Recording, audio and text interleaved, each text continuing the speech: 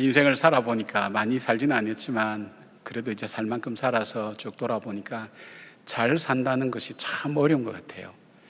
그리고 끝까지 잘 산다는 것은 더 어려운 것 같아요. 세상을 떠나는 분들을 환송하면서 보면 참 인생을 잘 산다는 것이 쉬운 부분은 아니구나 하는 생각을 많이 합니다. 그러나 우리 모두가 공통적으로 갖고 있는 마음은 나는 내 인생이 무너지지 않고 후회하지 않고 참 그런 인생으로 살고 싶다는 마음을 다 갖고 계실 겁니다. 인생을 성공적으로 사는 사람은 크게 한 세 가지 면에서 다른 분들과 조금 두드러져요. 첫째는 삶의 목표가 참 잘 세워져 있어요. 삶의 목표라는 것은 방향이거든요. 삶의 방향이 잘 세워져 있어요. 그리고 삶의 목적이 분명해요. 그 목적은 우리 삶에 의미를 줍니다. 그리고 또 하나 있다면 삶의 인생 기준이 참 건강해요. 균형이 잘 잡혀 있는 것을 보게 됩니다. 그런 사람들은 대체로 자기 인생을 참 잘 사는 모습들을 많이 지켜봅니다. 오늘 우리 예수님은 한 부자, 쉽게 말하면 세상적으로 성공한 사람, 그 한 사람을 이렇게 말씀하시면서 어리석은 인생과 지혜로운 인생이 어떤 것인가 하는 것을 오늘 우리에게 말씀해 주십니다.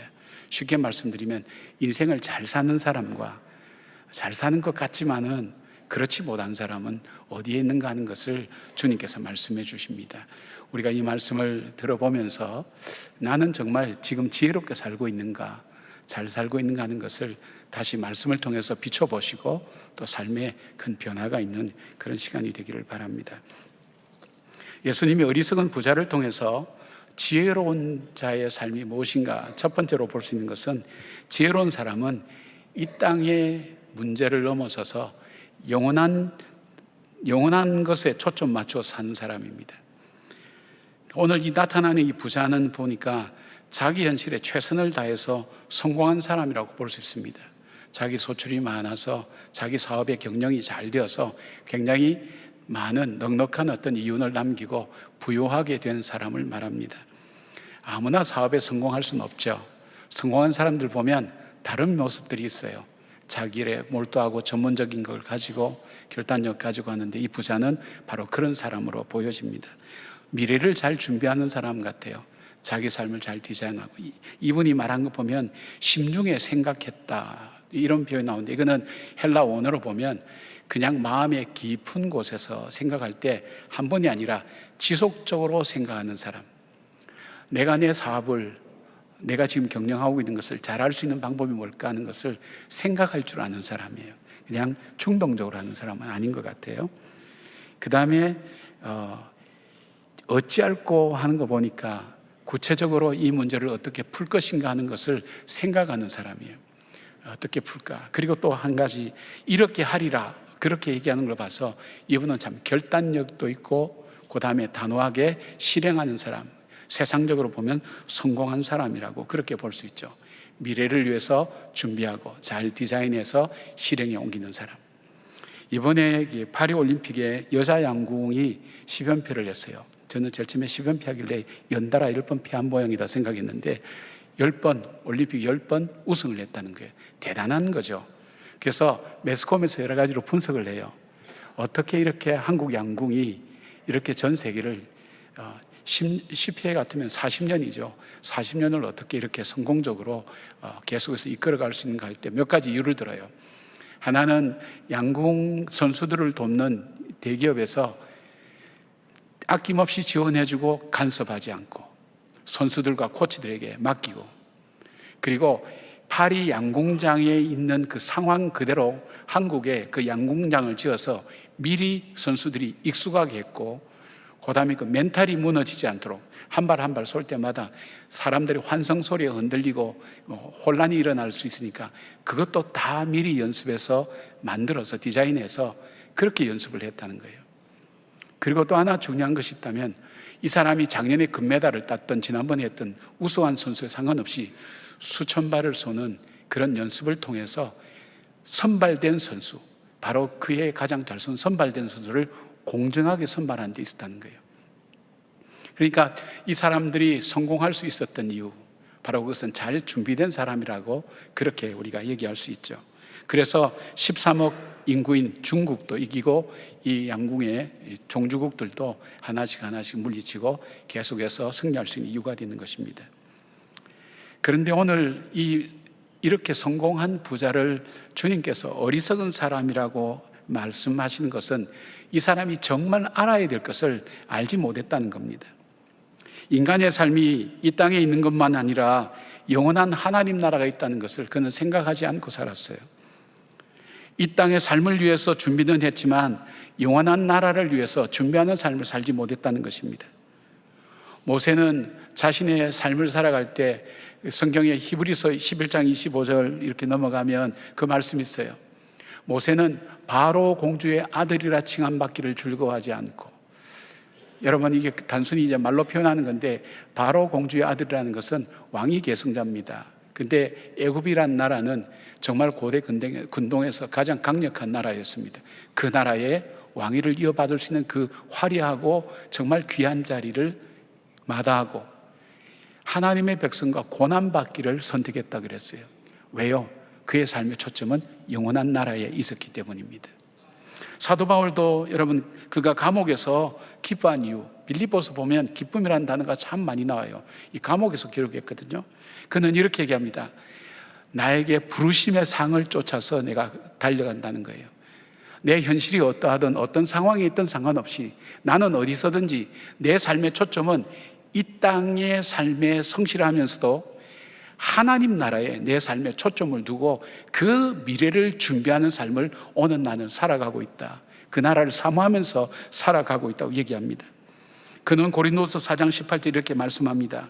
우리가 주목하는 것은 보이는 것이 아니요 보이지 않는 영원한 것에 초점 맞추어 살고 있다고 그렇게 말씀합니다. 우리가 여러분 신앙생활 하면서 봉사하고 수고하고 전도하고 예물 드리고 헌신하고 그렇게 사는 것은 하나님 나라를 생각하고 그 나라가 있다는 것을 아는 사람들이 귀중히 여기는 삶입니다. 이 땅에서만 사는 삶을 생각하는 사람은 이것이 귀중한 가치가 될 수가 없어요. 어리석은 일이 될 수 있는 거예요. 수고하고 애쓴 걸 자기가 땀을 흘려 수고한 것을 예물을 바치기도 하고 가난한 사람을 드리기도 합니다. 자기에게 귀중한 시간을 내어서 헌신하고 자기의 몸을 써서 물질을 써서 함께 섬기고 봉사합니다. 이 모든 것들이 어떤 데 있습니까? 바로 하나님 나라에 초점을 두고 살아가기 때문입니다. 고난 중에도 낙심하지 않고 기뻐할 수 있는 것이 뭘까요? 그 나라에 소망이 있기 때문입니다. 사랑하는 여러분, 오늘을 살아가며 이 땅을 살아가며 우리의 미래도 준비해야 되지만 그러나 정말 하나님 나라를 위해서 준비하는 그런 한 분들 지혜로운 분 되시기를 주님의 이름으로 축복합니다. 두 번째, 주님께서 이 부자를 통해서 말씀하시는 지혜로운 사람은 어떤 사람인가? 물질을 넘어서 영혼의 가치를 아는 사람입니다. 이 부자는 성공한 사람이죠. 물질적으로 풍부한 사람이라고 성경은 말씀하고 있는데 자기 눈앞에 보이는 성공이 그는 있습니다. 물질의 성공입니다. 자기 사업을 잘합니다. 잘 디자인합니다. 그리고 이 사람에게 볼 수 있는 것은 물질에 대한 관리를 잘하는 사람이에요. 소출이 많아지니까 창고도 늘리고 수용 공간도 늘려서 미래를 더 준비하는 사람인 것을 봅니다. 돈을 버는 것도 중요하지만은 물질을 잘 관리하는 것도 중요하죠. 그래서 물질이 주는 풍요로운 삶도 이 사람은 잘 아는 사람이에요. 그래서 19절에 보니까 이렇게 말씀하고 있어요. 내가 내 영혼에게 이르되 영혼아 여러 해 물건을 많이 쌓아두었으니 평안히 쉬고 먹고 마시고 즐거워하자. 이분은 행복을 위해서 모든 것이 다 준비된 사람처럼 보입니다. 여러 해 쓸 물건을 준비했으나 정작 예상하지 못한 것이 있었어요. 중요한 것을 놓치고 있었어요. 일본에 제국 호텔이라는 곳이 있습니다. 아주 도쿄의 중심가에 있는 아주 높은 빌딩입니다. 거기에 미국 사업가 세 사람이 그 도쿄를 방문하게 됐습니다. 제국 호텔에 숙소를 정했습니다. 그들이 이제 야경을 위해서 아주 높은 층에 30층 가까운 높은 층에 숙소를 정하고 저녁을 먹고 야경을 구경하러 나갔어요. 그들이 구경하고 돌아와서 보니까 전기가 고장나서 엘리베이터가 작동이 안 되는 거예요. 그러니까 호텔 측에서 죄송하다고 그래서 1층이나 2층에 새로운 방이 있으니까 그 방에 준비된 대로 하겠다고 그럴 때 이 세 사람이 언언을 했어요. 우리가 여기까지 왔는데 야경을 봐야 되는데 모처럼 이 숙소를 잡았는데 우리가 좀 힘들어서 30층까지 그냥 올라가자. 그럴 때 의논을 했어요. 30층까지 잘 올라가기 위해서 우리가 필요한 게 뭘까? 그래서 친구 하나씩 분담하기로 했어요. 1층부터 10층까지 한 친구는 웃기는 얘기만 하고, 웃다 보면 또 시간 잘 가잖아요. 11층부터 20층까지 친구는 그 무서운 얘기만 하고, 또 무서워서 이렇게 두려움 떨다 보면 어느새 올라가거든요. 가장 이제 어려웠던 21층부터 3층까지는 다 같이 힘을 모아서 남을 험담하자고 그랬어요. 여러분, 험담하면 시간이 참 잘 갑니다. 한번 실제 실험을 해보시기 바랍니다. 험담하면 얼마나 시간이 잘 가는지 모릅니다. 재밌고요, 즐겁습니다. 즐겁게 올라왔어요. 다 올라와서 야, 우리가 해냈다 생각하는 순간 그들이 잊어버린 게 있었어요. 열쇠를 안 갖고 왔어요. 참 수고도 많이 했죠.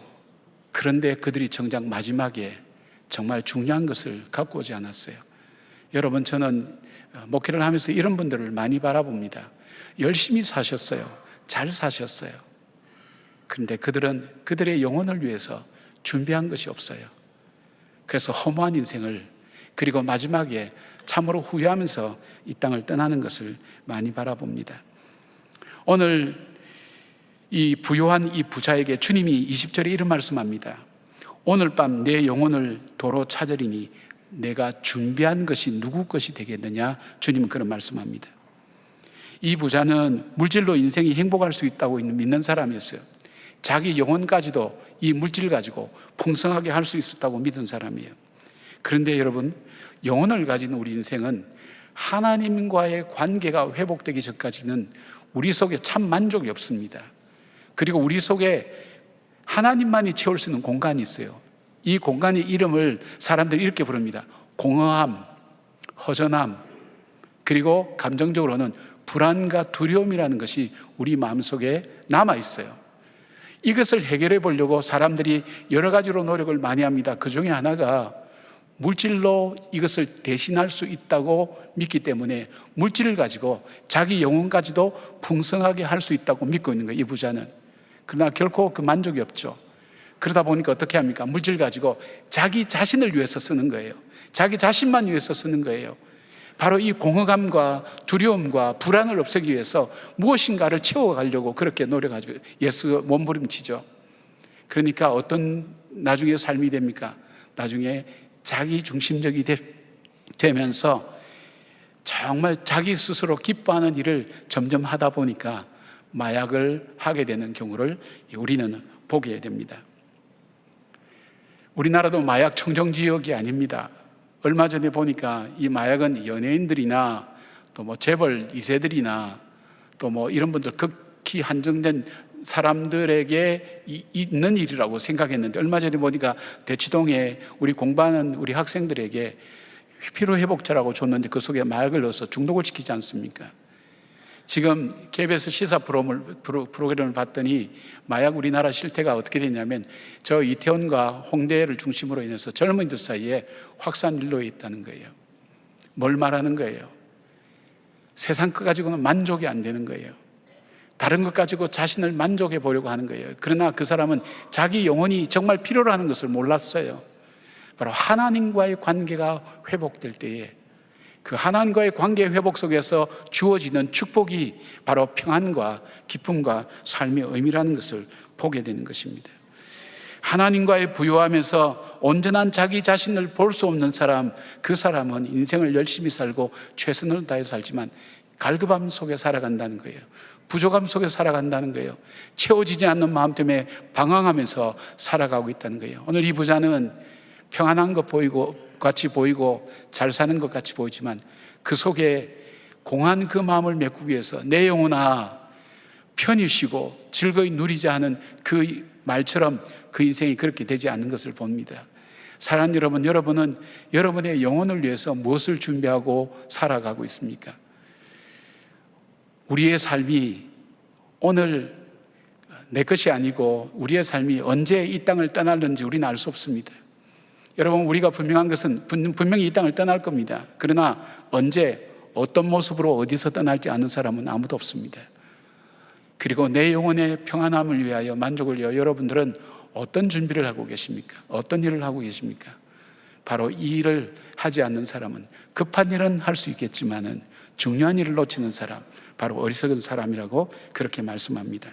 하나님과의 관계를 중요하게 여기고 그 관계 속에서 오는 분복을 누리는 사람, 그 분복을 사모하는 사람, 그 사람이 지혜로운 사람이라고 그렇게 얘기를 합니다. 세 번째 지혜로운 사람은 소유보다 사명을 따라 사는 사람입니다. 15절 보니까 탐심을 물리치라, 사람의 생명이 그 소유에 넉넉함이 있지 않다고 그렇게 말씀합니다. 탐심이라는 것은 그 원어상 보면 조금만 더 가지려고 하는 바로 그 마음을 얘기합니다. 한때 세계에서 가장 큰 부자라고 얘기했던 락펠러라고 하는 사람, 그 사람에게 어느 한 기자가 물었습니다. 선생님은 재물을 얼만큼 가지면 좋겠습니까? 이분이 세계에서 가장 큰 부자예요. 근데 조금만 더 가졌으면 좋겠다, 그래 대답했다 그래요. 끝이 없죠, 그죠? 여러분, 재물의 소유에 끝이 없죠. 이걸 탐심이라고 얘기합니다.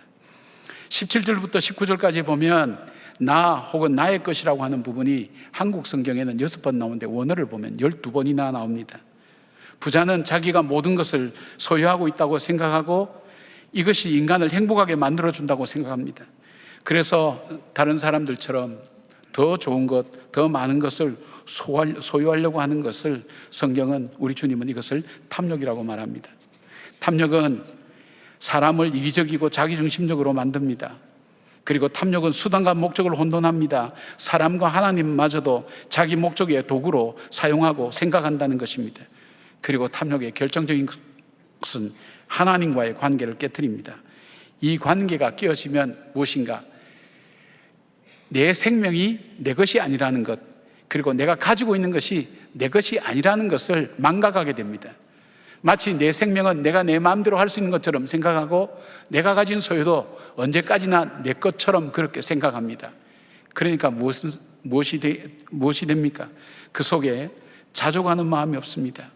무엇을 위해서 써야 될지를 알지 못합니다. 우리가 가지는 것도 중요하지만은 가진 것을 어디에 쓰느냐에 따라서 그 가진 것이 얼만큼 빛이 나고 귀한 것인가 하는 것을 보게 됩니다.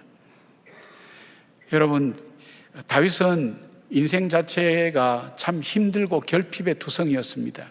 그가 비록 왕위에 있었지만 그 인생을 한번 돌아보십시오. 10대 때부터 그는 집에서 나와서 왕궁에서 결혼했지만 자기 아내도 빼앗기고 친구도 죽고 자기를 도와준 사람도 다 죽고 여러분을 도와준 사람이 다 피해를 입는다고 한번 생각해 보세요. 참 인생 갈등이 많이 생기잖아요. 그리고 어떻습니까? 자기가 자기 나라 살 수 없어서 쫓겨다니고 외국으로 이민 생활하고 그리고 자기 나라에 살아도 살 데가 없어서 동굴 속에 숨어서 사는 인생들, 그리고 비록 그가 왕위에 올랐지만 어땠습니까? 자녀들이 서로 죽이고 죽는 일들, 그리고 그 자식에게 쫓겨서 왕궁에서 도망치는 그 인생의 삶의 모습이 그 인생의 많은 부분이 결핍이었어요. 고통이었어요. 아픔이었어요. 그러나 비교적 그가 말년했었다고 생각되는 시편 23편에 그는 이렇게 고백합니다. 여호와는 나의 목자시니 내가 부족함이 없도다. 뭐냐면 자족하는 마음이 있는 거예요. 자족하는 마음이 있으면 어떤 마음이 들어갑니까? 감사가 내 마음속에 찾아옵니다. 그리고 이 모든 것이 하나님의 것이고, 그리고 하나님으로부터 받은 선물이라는 것, 그리고 나의 생명도 하나님 것이라는 것을 믿기 때문에 정말 주님이 뜻하시는, 나의 주인이 원하시고 뜻하시는 것이 어디에 있는가를 찾아서 할 때에 하나님께 주시는 풍요로움을 누리게 되는 것을 보게 됩니다. 시편 116편 12절의 말씀처럼 내게 주신 은혜를 내가 무엇으로 보답할까 하는 그 고백이 바로 여기에서 나오는 것입니다. 찰스 콜슨이라는 사람이 있습니다. 여러분 오래전 사람인데 닉슨 대통령의 법률 자문 고문관으로서 명성을 날렸던 사람이죠. 냉철한 사람이었습니다. 미국의 명문대학 브라운 대학을 나오고 그가 실력과 그리고 여러 가지 예리함을 가지고 닉슨 대통령의 재선을 도왔습니다. 돕는 과정 속에 상대편 그 선거구에 도청 장치를 만들어서 그것 때문에 워터게이트 사건으로 한순간에 그는 몰락하고 말았죠. 그가 몰락하기 1년 전쯤에 많은 친구들이 바로 이 찰스 콜슨을 전도하기 위해서 애썼는데 그 중에 친구 하나가 이 찰스 콜슨을 자기 집으로 초청해서 C.S. 루이스의 순전한 기독교라는 책을 보여주면서 이 복음을 전하게 됩니다. 근데 찰스 콜슨이 그 책을 펼치면서 자기 몸속에 성령께서 역사하셨죠. 큰 깨달음을 주셨어요. 내가 내 인생을 뭔가 잘못 살고 있구나. 거기서 깨닫고 예수 그리스도를 자기의 구세주와 주님으로 받아들였어요. 그로부터 1년 뒤에 그는 감옥에 수감됩니다. 감옥에 수감돼서 그런 얘기합니다. 나는 인생의 모든 것을 다 잃어버렸다. 성공해서 모든 것 다 끝나버렸다. 그러나 나는 예수 그리스도로 말미암아 새롭게 되었다고 그렇게 고백했습니다. 찰스 콜슨의 회심을 귀하게 긴 친구 변호사가 하나 사람이 있었습니다. 친구를 계속 감옥에만 둘 수는 없겠다. 근데 법률을 보니까 대신 감옥을 살아주는 것이 있어요. 그래서 법원에 요청을 합니다. 찰스 콜슨 대신 내가 대신 살겠다고. 근데 그걸 거절당하죠. 근데 이 소식을 찰스 콜슨이 듣고 다시 깨닫게 됩니다. 나는 지금까지 나만 위해서 살았는데 나를 위해서 감옥에 들어오겠다는 친구가 있다는 것은 이거는 무슨 일인가? 큰 충격을 받죠. 그리고 하나님 앞에 회개합니다. 하나님, 나는 나만 위해서 살았습니다. 내 명예, 내 지혜, 내 지식을 위해서, 나만을 위해서 살았습니다. 이제는 이 모든 것을 주신 하나님 위해서 살기를 원합니다. 그런데 그가 감옥에 들어가서 할 수 있는 것이 아무것도 없는 거예요. 그가 가만히 생각하니까 그 감옥의 죄수들이 가장 싫어하는 것이 빨래하는 것과 청소하는 거라는, 그것을 알고 그가 죄수들의 빨래를 빨고 그 다음에 청소를 하기 시작했어요. 죄수들이 볼 때 웃기죠. 최고의 권력을 누렸던 듯 당당했던 사람, 최고로 똑똑한 사람, 저 사람이 죄수들도 하기 싫어하는 빨래를 빨고 그리고 청소를 하는 걸 보면서 반신반의했죠. 근데 그의 일관성 있고 진심 어린 그런 마음들을 보면서 그 마음에 감동을 받기 시작했어요. 그 감옥에서 그들은 성경 공부를 하기 시작했습니다. 찰스 콜슨은 그 교도소를 나오고 난 다음에 교도소 선교를 만들었어요. 교도소 현실을 아니까. 그리고 텍사스의 한 교도소를 빌려서, 한 동을 빌려서 이 재수 재활 프로그램을 운영을 했어요. 놀랄만한 결과가 나온 거예요. 미국의 재범률이 무려 50%가 넘습니다.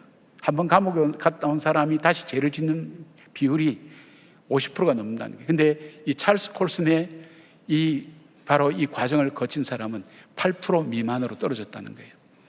여기에 그는 용기도 얻고 힘을 얻어서 3,000개의 미국의 감옥마다 그리고 110개국의 전 세계의 모든 감옥마다 이 재활 프로그램을 한 거예요. 복음으로. 그리고 그는 그렇게 얘기합니다. 나는 정말 이제 어떻게 살아야 될지 알았다고. 어떻게 살아야 될지 알았다고. 내가 하나님께서 내게 주신 것을 어떻게 써야 될 줄 알았다고. 그리고 그 기쁨이 얼마나 크고 놀라운지를 그는 간증하게 됩니다. 사랑하는 여러분, 참 잘 산다는 게 참 어렵죠. 처음에 말씀드린 것처럼. 정말 지금까지 살아온 삶도 있지만은 이제 우리 살아온 삶은 우리가 생각하지 말고요. 지나간 과거니까.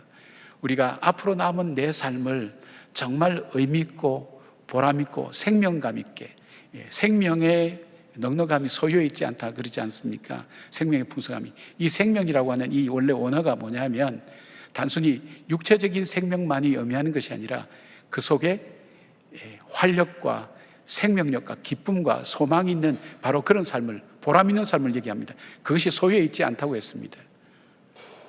어떻게 합니까? 여러분의 삶의 목표를 바꾸시기 바랍니다. 삶의 목적을 바꾸시기 바랍니다. 인생 기준을 바꾸시기 바랍니다. 그럴 때에 하나님께서 우리의 삶을 만들어 가시는 것을 경험하게 될 것입니다. 주님 오늘 우리에게 이런 말씀합니다. 탐욕을 물리치라고. 왜냐하면 탐욕은 우리로 하여금 하나님과의 관계를 연결해 가도록 하지 못하게 만듭니다. 탐욕을 물리칠 때 주님께서 오늘 우리에게 주시는 권면하는 삶이 있습니다. 하나님께 대하여 부요하게 사는 사람. 내가 오늘을 살지만 하나님을 위하여 사는 삶을 열심히 사는 사람. 그리고 갈라디아서 5장 16절에 말씀하신 것처럼 성령을 따라 행하라. 그리하면 육체의 소욕을 이루지 아니하리라는 그 말씀을 따라서 오늘 여러분들이 복되게 살아갈 수 있었으면 좋겠어요. 나는 이미 나이도 많이 들고 나는 몸도 아프고 할 수 있는 것도 아무것도 없는데 내가 그걸 깨달아도 이제는 할 수 있는 것이 아무것도 없는데 어떻게 할까요? 근데 여러분, 많고 적음이, 좋고 나쁨이 있는 것이 아니라 내가 지금 있는 상황 속에서, 상태에서 할 수 있는 것, 내가 주님을 생각하면서 할 수 있는 것, 나를 사용하는 것, 뭘까요, 여러분? 가깝게는 여러분들이 인사할 때도 그냥 이렇게 인상 꺼서 그냥 이렇게 고개만 갖다가 인사하는 게 아니라 얼굴을 확 펴고 정말 하나님의 평강 임하기를 바랍니다. 그렇게 말씀하신, 그건 할 수 있잖아요. 그것도 할 수 없어요? 그거 할 수 있잖아요. 그리고 우리 찬양대가 찬양을 하고 났을 때 여러분 박수 치면서 기뻐하고 격려해 주는 그 모습, 손바닥 치는 거 할 수 있잖아요. 이것부터 할 수 있는 거예요. 내가 나를 위해서만 쓰지 않고 나의 삶의 주인 되신 주님을 위해서 쓰고 이웃을 위해서 쓰는 삶, 그 작은 삶이 점점점 모아져서 여러분의 삶이 후회하지 않는 복된 삶이 되시기를 주님의 이름으로 축원합니다. 아멘. 기도하겠습니다. 아버지 하나님, 잘 살고 싶습니다. 끝까지 잘 살고 싶습니다. 복되게 살고 싶고 후회하지 않고 하나님 주의 은혜로 정말 보람되게 살다가 주님 나라의 기쁨으로 감사함으로 입성할 수 있도록 저희들의 생애와 삶을 주장하여 주시기를 원합니다. 어리석은 인생으로 살지 않도록 주님께서 말씀해 주셨사오니 하나님 영원한 나라를 위하여, 하나님 나라를 위하여, 영혼을 위하여 준비하는 삶을 살게 하여 주시옵고, 오늘 내 삶이 내 삶의 주인 되신 주님께 기쁘게 쓰임받는 삶이 될 수 있도록 주님 함께하여 주시옵소서. 예수님의 이름으로 기도드리옵나이다. 아멘. 우리 다 같이 일어나셔서 우리 결단의 찬양 함께 올려드리겠습니다.